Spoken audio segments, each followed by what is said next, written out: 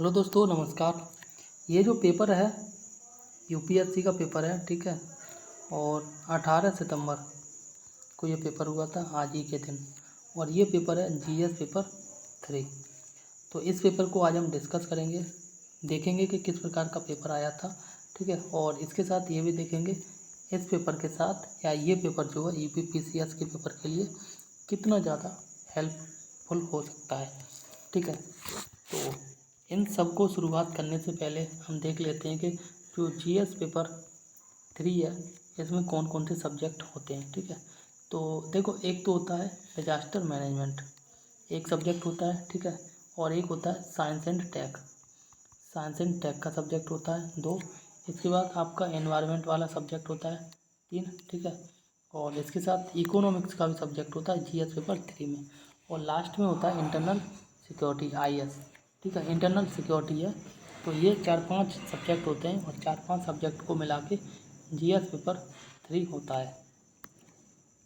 तो यूपीपीसीएस का जो पेपर है, यूपीपीसीएस का पेपर है, ठीक है। ये पेपर भी यूपीएससी के पेपर के जैसा होता है पूरा का पूरा, क्योंकि दोनों का जो सिलेबस है सेम होता है, बिल्कुल डिक्टो सिलेबस है। जब आप दोनों का सिलेबस देखेंगे तो पाएंगे कि एक अक्षर का भी अंतर नहीं है, ठीक है। थोड़ा सा ऊपर नीचे हो सकता है। और ये अगर आप हिंदी ऑप्शनल लेते हैं ना तो वहाँ पे थोड़ा सा ऊपर नीचे मिलेगा, बाकी जीएस के चारों पेपर सेम है, ठीक है। तो मैं आपसे कहूँगा, अगर आप पीसीएस का पेपर दे रहे हैं, ठीक है, जो अभी सितंबर के लास्ट में होने वाला है, तो अगर आप पेपर जो पीसीएस का पेपर देख रहे हैं तो देने जा रहे हैं, तो ये वाली जो वीडियो आप ज़रूर देखें, ठीक है ना। और इस वीडियो के आधार पर ये जो क्वेश्चन आए, ठीक है, या कहेंगे कि यूपीएससी का जो अभी पेपर आया इस पेपर को ज़रूर अटेम्प्ट करें।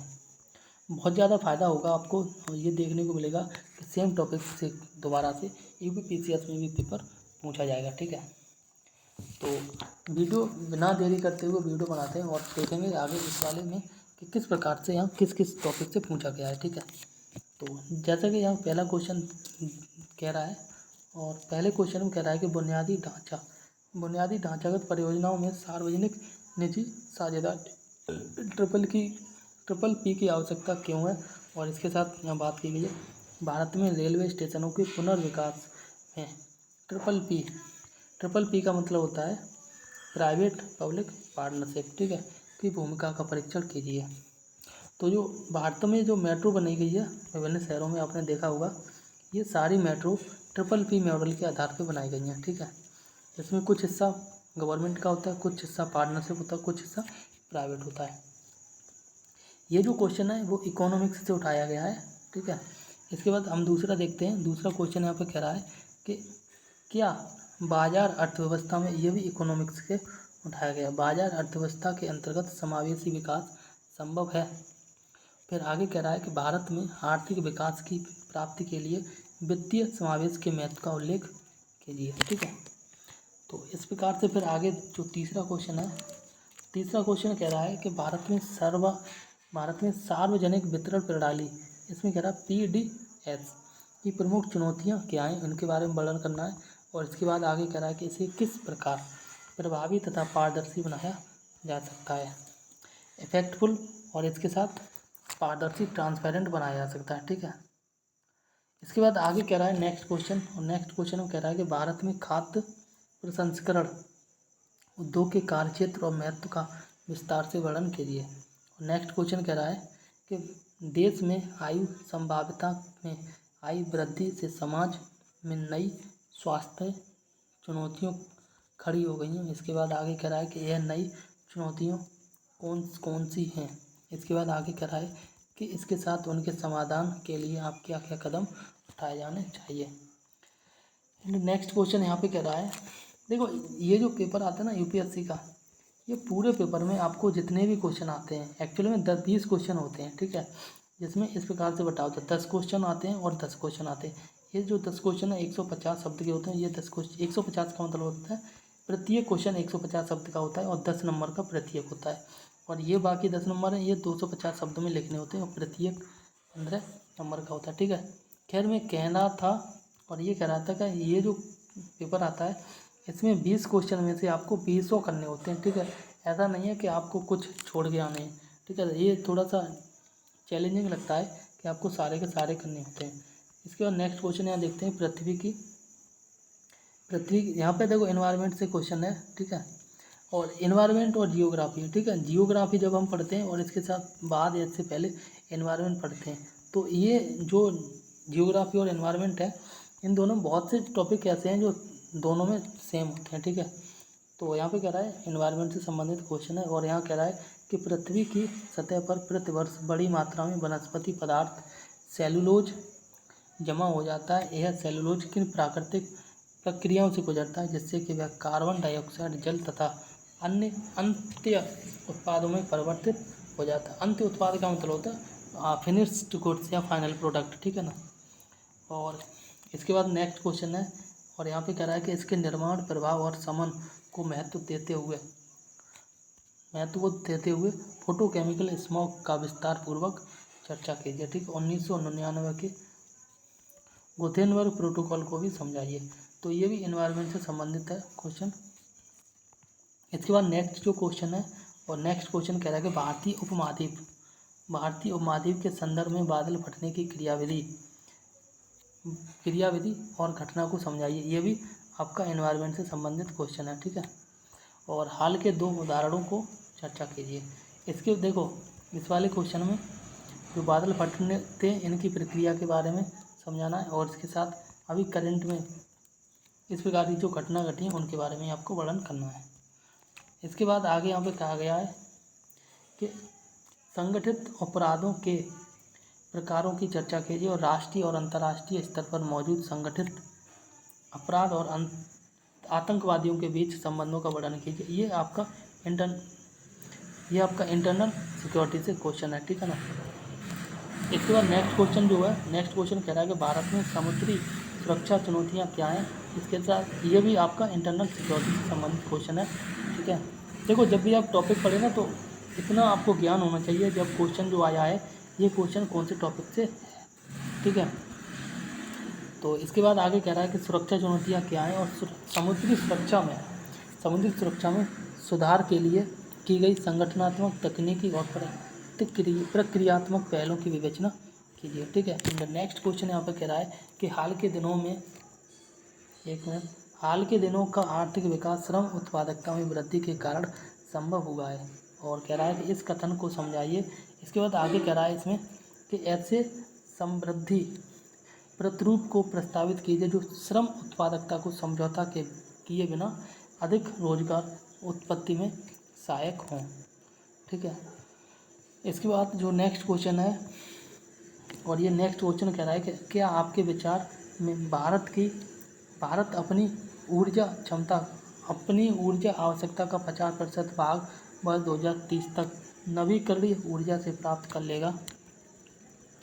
फिर आगे कह रहा है कि अपने उत्तर के औचित्य को सिद्ध कीजिए। जीवाश्म ईंधनों के सब्सिडी हटाकर उसे नवीकरणीय ऊर्जा स्रोतों में लगाना उपयुक्त उद्देश्य पूर्ति में किस प्रकार सहायक सिद्ध होगा, और इसके बारे में समझाइए, ठीक है। ये जो नवीकरणीय ऊर्जा है इसके बारे में बात की जा रही है, और जो जीवाश्म ईंधन है इसके बारे में कह रहा है कि इसको ख़त्म करके और नवीकरणीय ऊर्जा पर ज़्यादा जोर देना चाहिए, ठीक है। तो ये जो क्वेश्चन है ये भी आपका एनवायरनमेंट से संबंधित है, ठीक है ना। इसका जो नेक्स्ट क्वेश्चन है, इस नेक्स्ट क्वेश्चन में कह रहा है कि भारत में कृषि उत्पादों के विपणन की ऊर्ध्वमुखी और अधोमुखी प्रक्रिया में मुख्य बाधाएं क्या हैं, और इसको 250 शब्दों में आपको समझाना है, ठीक है। तो ये जो क्वेश्चन है आपका, ये इकोनॉमिक्स से है, कृषि से संबंधित, ठीक है ना। फार्मर जो एग्रीकल्चर है इससे संबंधित है। नेक्स्ट क्वेश्चन कह रहा है कि समेकित कृषि प्रणाली क्या होती है, ठीक है।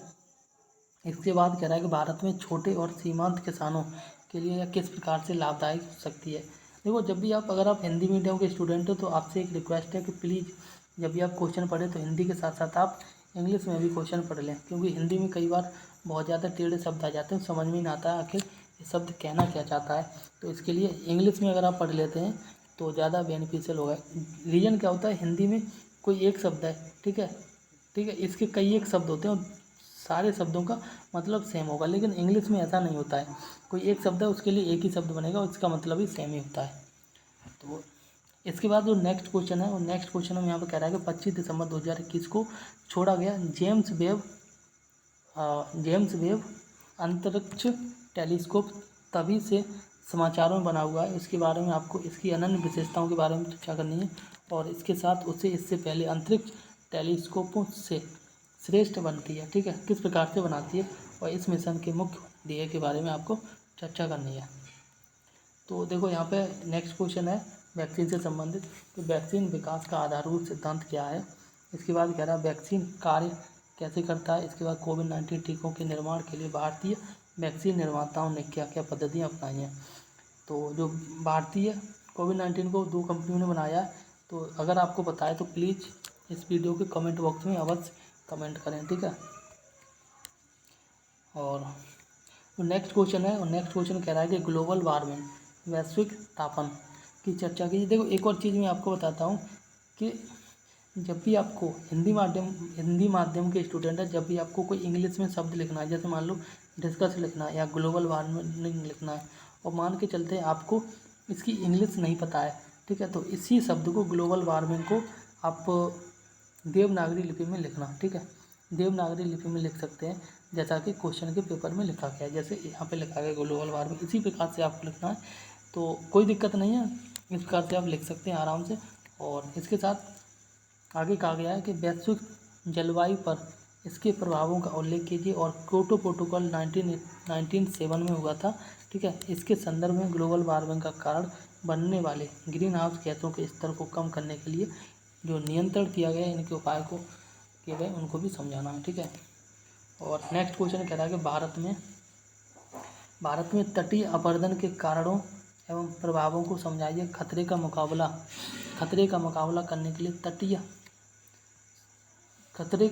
करने के लिए उपलब्ध तटीय प्रबंधन की तकनीकों का भी वर्णन करना है, ठीक है। एंड नेक्स्ट क्वेश्चन यहाँ कह रहा है कि साइबर सुरक्षा के विभिन्न तत्व क्या हैं। साइबर सुरक्षा की चुनौतियों को ध्यान में रखते हुए समीक्षा कीजिए कि भारत ने किस हद तक एक व्यापक राष्ट्रीय साइबर सुरक्षा रणनीति सफलतापूर्वक विकसित की है। तो इसके बाद एक और क्वेश्चन है नेक्स्ट 20, ठीक है, लास्ट क्वेश्चन है, और ये भी इंटरनल सिक्योरिटी से संबंधित है, ठीक है, जिसमें नक्सलवाद के बारे में बात की गई। नक्सलवाद एक सामाजिक, आर्थिक और विकासात्मक मुद्दा है, ठीक है। इसके साथ आगे कह रहा है कि जो एक हिंसक आंतरिक सुरक्षा खतरे के रूप में प्रकट होती है, और इसके बाद आगे कह रहा है कि इस संदर्भ में उभरते हुए मुद्दों की चर्चा कीजिए तथा नक्सलवाद के खतरे से निपटने की बहुस्तरीय रणनीति का सुझाव दीजिए, ठीक है। तो ये इंटरनल सिक्योरिटी से क्वेश्चन है, ठीक है। नक्सलवादी के बारे में आपको बताना है, इसके बाद इनकी हिस्ट्री के बारे में बताना है, ठीक है। और ये नक्सलवादी जो व्यक्ति हैं, ये जो हिंसक प्रवृत्ति के होते हैं, इसके कारण क्या क्या कारण हो सकते हैं, जिसके बारे में बात करनी है आपको। और इसके साथ इसके संदर्भ में उभरते हुए जो मुद्दे हैं इनके बारे में बात करनी है, और नक्सलवाद के जो खतरे से निपटने के लिए जो रणनीति है, सुझाव है, उनके बारे में आपको चर्चा करनी है, ठीक है ना। तो वीडियो अगर अच्छी लगे तो प्लीज़ वीडियो को लाइक करें, दोस्तों में शेयर करें, और चैनल को भी सब्सक्राइब कर लें। चैनल को सब्सक्राइब करे बिना बिल्कुल ना जाना, क्योंकि इस प्रकार की जो वीडियो है और भी बहुत सारी वीडियो देखने को मिलेंगी आने वाले भविष्य में। तो please subscribe this channel for new latest update video, ठीक है ना। तो तब तक के लिए नमस्कार, जय हिंद।